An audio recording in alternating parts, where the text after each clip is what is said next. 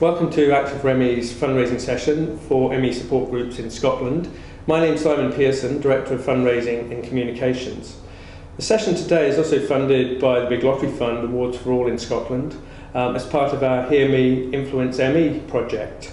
I'm going to talk in the session today about some of the key principles of successful fundraising and in particular making the case for funding and how we do that successfully, particularly when there's significant competition all around us in the sector.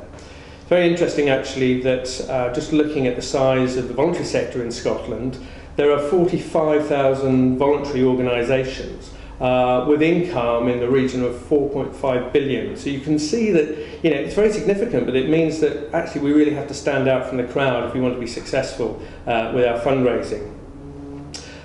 Just a little bit about my background. I've worked for Action for ME for nearly a year now, and 20 years in fundraising with some of the major charities in the UK, including Cancer Research, children's charities, and one or two of the major universities as well. So I'm really pleased to be able to present this session today.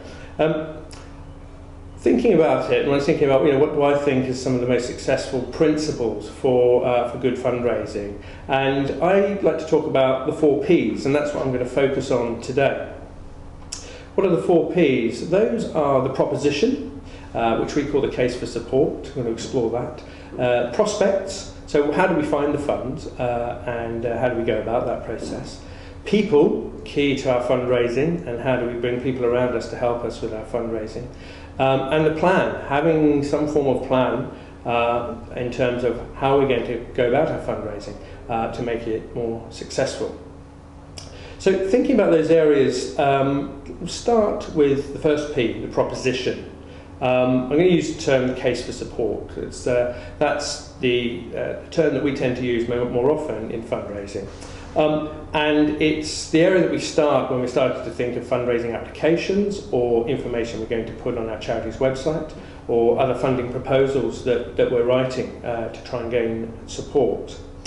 In particular, there's the sort of who, what, when, how of developing a good, strong case for support for charity fundraising. And in particular for the support groups in Scotland, it's about thinking about who you are, what your activities are, and why those are really important to the people that you're supporting in your particular area in Scotland. Absolutely key to successful case for support is the why. Why do you need funding? And actually being able to evidence the need for the funding. That's absolutely crucial. It's one of the big questions that particularly funders such as trusts will be asking. And your donors should be asking those kinds of questions as well. So getting that information together to understand what the need is and getting some of the statistics behind it as well, or some of the case studies to evidence the need for support for people with ME and those people caring for them in your area. Also start to think about what are some of the unique selling points that your group has. You will be the expert support group, if you like, in your region.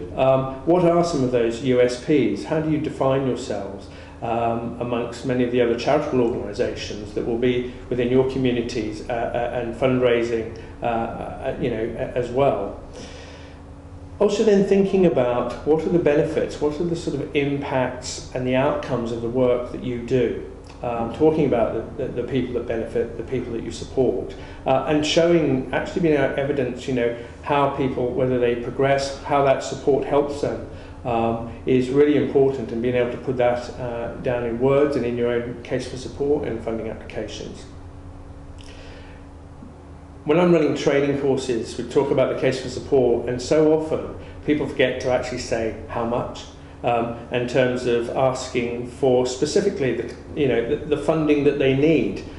We can be a little bit British about that as well, of course. So really make sure that you define the funding that your particular group needs, whether that is to deliver your service, whether it's for specific pieces of equipment, for IT, or whatever your needs are. But to ensure that you start to think about that sort of budgeting piece of the case for support.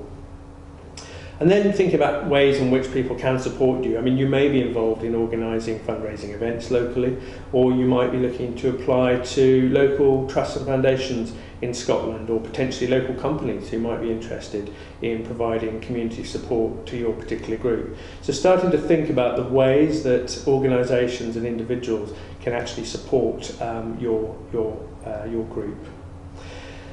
Moving through, one of the exercises I like to run when running training is to think about how do you encapsulate your case for support, your elevator pitch. You know, how do you actually express to someone when you haven't got a lot of time in that elevator journey, what it is that your support group does, why it's important, why it's needed, and why you need the funding. And in particular, we might talk about a Twitter pitch as well now, just to bring it really up to date. Thinking about how could you, in maybe 30 to 50 words, and run this exercise yourselves amongst your group, actually all write down what it is that your group does, what your objectives are, why you exist, and what funding do you need. So really an absolutely distilled elevator pitch for your case for support, and why I or any other potential supporter might want to give you money. So that's an exercise you can try with your groups, and then bring those together and see if you can develop some really strong key messages out of that, which will help you to actually frame a really strong case for your particular support group. Allied to that, one of the other areas that we develop are the frequently asked questions that go along with the case for support. These are the kind of questions that donors and funders are likely to ask you. And you might want to work on maybe your top 10 or so. Come up with the questions first of all. And then amongst you as a group, actually develop the answers to those questions. We've just been through that exercise recently here at Action for ME. And it's really good because it also brings your key messages and information up to date. Sometimes makes you sort of challenge a little bit, you know, some of the activities that you're carrying out, and thinking about how you're going to express those, particularly in written form, when you're thinking about approaching funders for funding. So the FAQs are also a really important briefing document for everyone associated with your particular support group, and you know, ensuring that everyone in the group is on message. Whether you're out in the local community talking about the work that you do, or whether it is in a written funding application, ensuring that you're all utilising those key messages together. So think about the proposition being the first P, the case for support, and really spend a bit of time on developing that. What I would suggest is no more than 1 or 2 sides of A4 of the key messages and the rationale and the reasons for the existence of your support group, and also why I or any other potential funder should be thinking about supporting your group in amongst many other charities in your area. Okay, let's move on to the second P, prospects. So how do we find the funds? And I'm thinking about this obviously from a local support group perspective. Clearly, in a major charity, we carry out what we call prospect research, whether we're researching trusts and foundations, private individuals who are likely to give us a major gift, or potentially corporate supporters. But I was thinking a bit about, okay, how do we make this relevant in a much more sort of community or regional sense? And one of the first ports of call, really, I would suggest, is to look at the Scottish Council for Voluntary Organisations, SCVO. Great website, and I'm sure a lot of you have utilised their website before. But they actually have their Funding Scotland portal, which is a free online database where you can search for funding, particularly from grant-making organisations, trusts and so on. A real wealth of information there, and it's free to use. So if you haven't already done so, certainly have a look at the SCVO website, the Funding Scotland portal. They also have their funding newsletters and updates as well, so sign up for those. And they'll give you sort of updates on changes to grant-making organisations' criteria, new grant-making schemes, who's funding who currently, so helping you to keep up to date and hopefully a little bit ahead of the field as well in terms of your own fundraising. There are websites which are subscription websites, so there's obviously a cost involved, which such as trustfunding.org.uk, which is probably one of the main websites in the UK that's used for researching trusts and grant-giving organisations. However, it's going to cost a few £100 a year, and I know that isn't realistic for many, if not all of the support groups. However, the Directory of Social Change, which is the organisation that published that, also does publish directories of trusts and foundations, of companies. So you can have a look at the Directory of Social Change website, dsc.org.uk, and they've got a wealth of publications there about funding, which are not too expensive and also are a valuable asset that may well be worth investigating further for your support groups. Some of the regional and central libraries also have some of the directories before the internet. That's all us charity fundraisers used to use. So they might be a few years out of date, but actually they're a good starting point. And if you're looking to research a particular trust in your locality or in Scotland, then you can start there, and then you know who you're looking for. Then you can go, say, to the trust website and do a little bit more background research. The key to research is it does take time. And you do need, we're going to talk about people in a minute, the third P, but you do need people who are committed to help you to do that research from your group. But of course it's well worth it in the long run.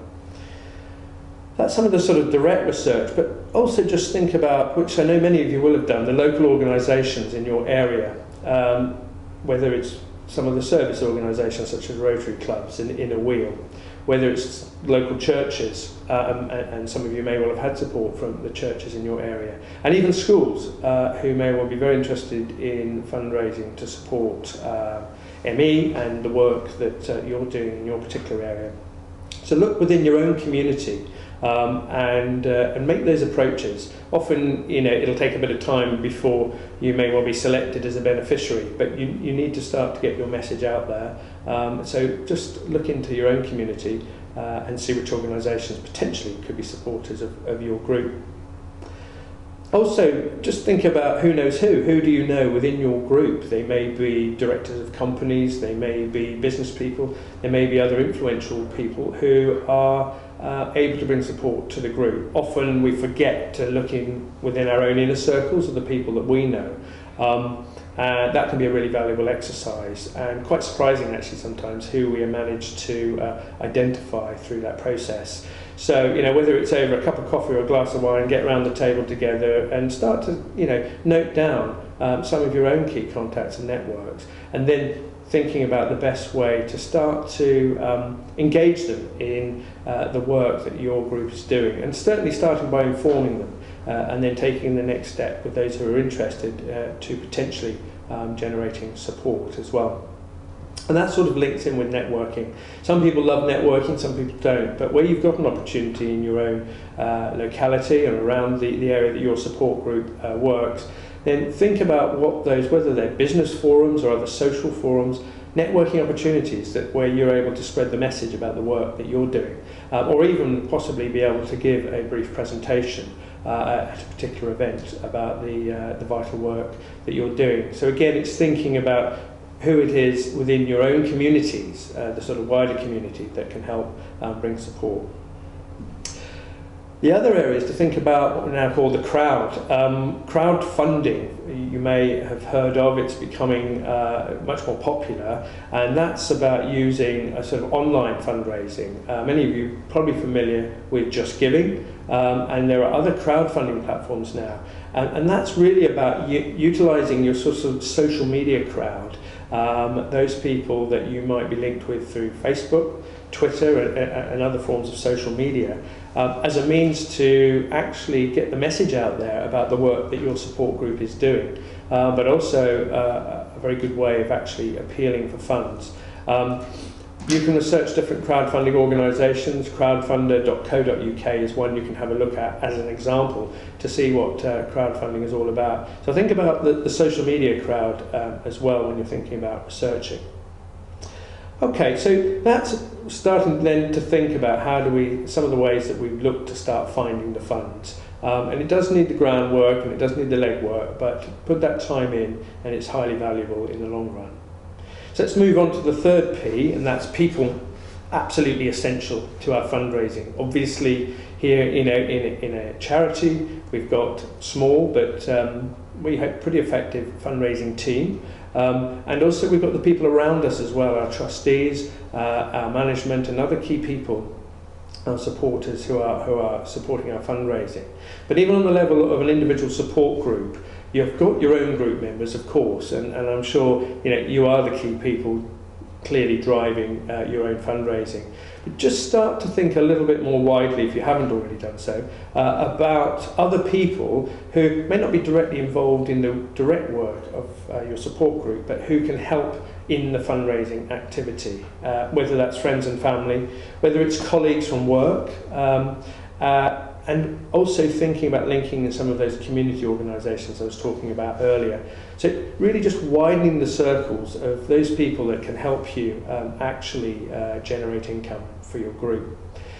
You may already have set up a small fundraising committee out of your group, but it can be very useful to do so just because your group is focused on the work you're delivering, the support you're delivering, and it's quite effective and nice actually just maybe to have the separate fundraising committee that is helping to drive that forward in addition to the wider work of your support group as a whole. Depending on the size of groups and of course charities. Some charities who obviously can't employ fundraising personnel directly might think about on occasions using a freelance fundraiser. There are costs involved there, but they may be used for writing trusts or grant applications specifically where you've got a need for that. But again, there are the cost implications. But certainly through the Institute of Fundraising, and have a look at their website, you can, they do have lists of fundraisers on there that in different regions, and you can search in Scotland or in your particular region. So if you were going to go down that route and it was appropriate for your group, that is another way of bringing fundraising expertise and capacity into your group as well. And as of today, as we're doing today, we're very happy to provide advice and support here from the fundraising team and from Action for ME more widely, following watching this session today. So the people are absolutely critical, and you've got to have the people that have got the passion to drive the fundraising forward for you, and also, as we all know, it's that time and that energy and the persistence that is needed to actually secure funds. Fundraising is hard. There's no question about it. Highly competitive, but that persistence ultimately will pay off. And that moves us on to the fourth P, which is the plan. Now, at Action for ME, we've just, in fact, completed quite a detailed process of developing our own income generation strategy for the next year, and it'll be for the next 3 years ahead. But no matter the size of the organisation, you still need some form of plan about how you're going to go about your own fundraising. And the plan really doesn't need to be a detailed document, but it does need to have just some key elements to it that your group or your fundraising committee understand and are working towards. Otherwise, we just keep hearing the mantra that we need funding, where we're going to get it from, it's always hard, etc. Putting down into the plan how you're going to do that is really important. I don't mind if it's even just a couple of sides of A4 that actually bullets what you're going to do over the next year to try and secure your funds, or you might want to write a full document, but whatever's appropriate to your support group. And the plan needs to start with what your fundraising objectives are. It kind of sounds obvious, but it really is important. And you might have, your top 5 objectives for the year. And so think carefully about what those objectives are and do some work around that. What you'll be able to do with the plan, having done the work on the proposition, on the case for support, is build a case for support into your plan. It's an integral part of your fundraising plan. Some trusts and foundations that you may end up applying to will also want either some evidence or indication that you've got some form of plan or understanding about not only how you're going to try and get funding from them, but where else are you looking to get funding from? That's often one of the key questions asked. And you'll be able to cite that in your plan. So really important. So the plan is the place where you build in the prospect research, the finding the funds that you've now done, that we talked about previously. You're building that into your plan. So you're pulling everything together that you need to really help drive forward your fundraising activity or your fundraising program. Also important in there is the financial information. You know, we spoke about thinking about how much you need and for what. Whether they're detailed budgets for income and expenditure or whether they're just very specific sums that you're very clear about, but it's very important to have that budgeting and that financial information in there. What you're trying to do really, you're building confidence in the people that are looking to support you, whether it's an individual donor, whether it's a local organisation or whether it's a trust or a foundation. So really important that that financial information is very clear and that you know exactly how much you do need to operate an income. And think about the timetable through the year, your fundraising timetable. So what activities are you going to do? When are they going to happen? And who's going to be actually delivering those as well? And it's really important because that helps you to sort of monitor and review how your fundraising is going through the year. You know, and if it looks like it's slipping, then you can start to think about, well, how do we supplement that? Do we need another fundraising event? Do we need to think about one or two other local trust applications? Whatever that may be, but you've got a plan that you're able to follow, and that enables you to actually have confidence yourself that you're at least trying to stay abreast of what your fundraising needs are, and through that, you know, you'll be identifying new sources of funding, you'll be further developing your case for support and learning about what works in terms of fundraising for your group in your region, you know, and it certainly will vary from group to group across Scotland, depending on whether you're in a rural area, an urban area, what have you. So think about that. The plan is absolutely key.